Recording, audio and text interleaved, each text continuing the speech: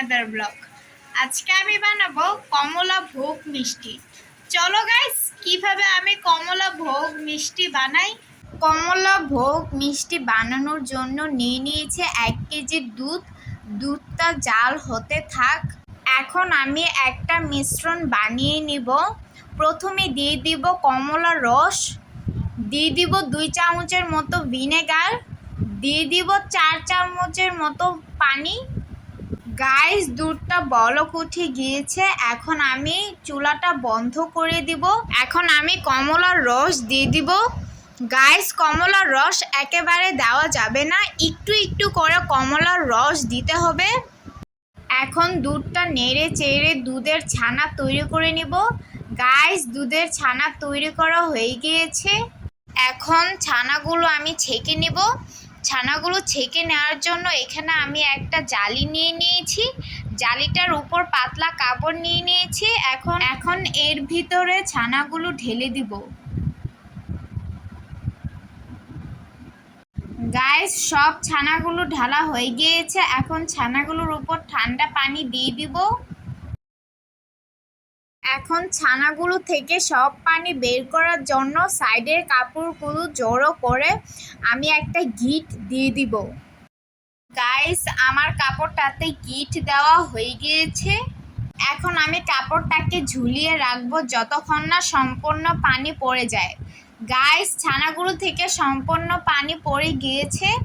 এখন আমি ছানাটার কাপড়টা খুলবো। গাইস, ছানাটাকে আমি 5 ঘন্টা পর নিয়ে এসেছি। এখন আমি ছানাটাকে ভেঙে দেখাবো ছানাটা কতটা সফট হয়েছে। গাইস, ছানাটা আমি ভেঙে নিচ্ছি।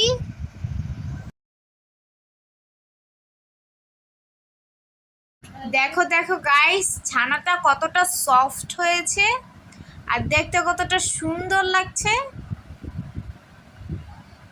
এখন আমি ছানাটা একটু ম্যাশ করে নিব। গাইস, এভাবে হাতের সাহায্যে ডলে ডলে ছানাটাকে ম্যাশ করে নিতে হবে। ছানাটাকে ভালো করে ম্যাশ করা হয়ে গিয়েছে।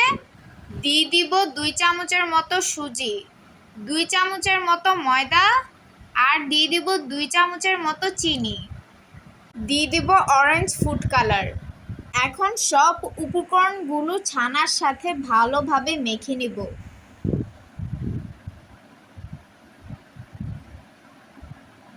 গাইস, ছানার সাথে সব উপকরণ ভালোভাবে মেখে নিতে হবে। ছানাটাকে ভালোভাবে মেখে নেওয়া হয়ে গিয়েছে।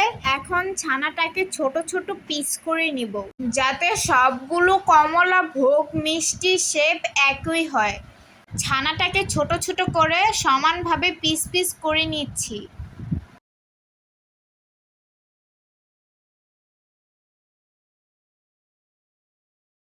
ছানাগুলো থেকে সবগুলো মিষ্টির পিস করে নিয়েছি। এখন আমি এই মিষ্টির শেপগুলো দিয়ে দিব। 2 হাতে তেল মেখে গোল গোল করে সব মিষ্টির শেপ দিয়ে দিব। ভালোভাবে মিষ্টিটাকে গোল করে নিতে হবে যাতে মিষ্টির কোনো জায়গায় ফাটল না থাকে। গাইস, এভাবে করে আমি একটা মিষ্টি বানিয়ে ফেলেছি। ঠিক সেম প্রসেসেই সব মিষ্টির শেপ দিয়ে দিতে হবে। দেখো গাইস, আরেকটা বানিয়ে নিয়েছি। গাইস, সব মিষ্টিগুলো বানানো হয়ে গিয়েছে। এখন আমি মিষ্টির শিরা তৈরি করে নিব। দিয়ে দিব 2 কাপের মতো চিনি, দিয়ে দিব ফুড কালার, দিয়ে দিব 1/2 কাপ কমলার রস, দিয়ে দিব 4 কাপ পানি। এখন এটা আমি নাড়াচাড়া করে একটা বয়েল উঠিয়ে নিব।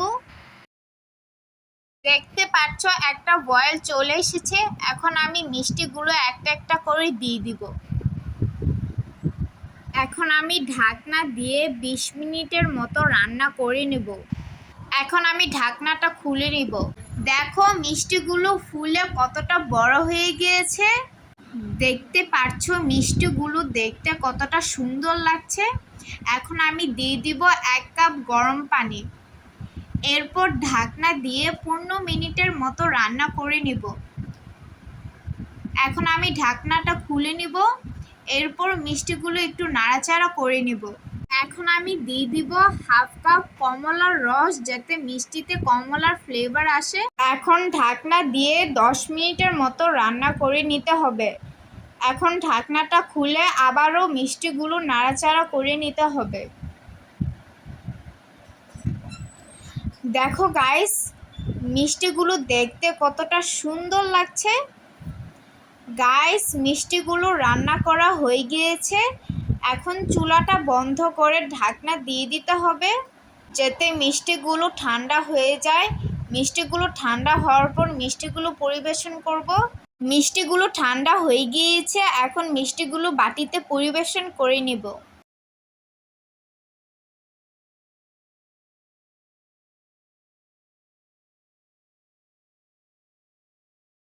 মিষ্টিগুলো বাটিতে পরিবেশন করা হয়ে গিয়েছে। দেখতে পাচ্ছো কমলা ভোগ মিষ্টিগুলো দেখতে কতটা সুন্দর লাগছে। গাইস, বানিয়ে ফেললাম কমলা ভোগ মিষ্টি। দেখো গাইস, দেখতে কতটা সুন্দর লাগছে। কালারটাও কিন্তু অনেক সুন্দর এসেছে। এখন আমি এটা খেয়ে দেখবো খেতে কেমন হয়। গাইস, এই যে আমি একটা বাটিতে মিষ্টি নিয়ে নিয়েছি। এখন আমি এটা খেয়ে দেখবো খেতে কেমন হয়।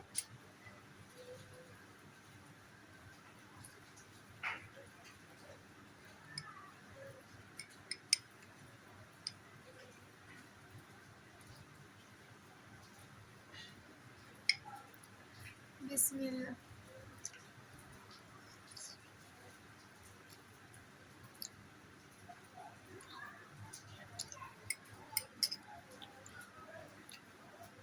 গাইস, অরেঞ্জ ফ্লেভারের মধ্যে কমলা ভোগ মিষ্টিটা খেতে অনেক মজা হয়েছে।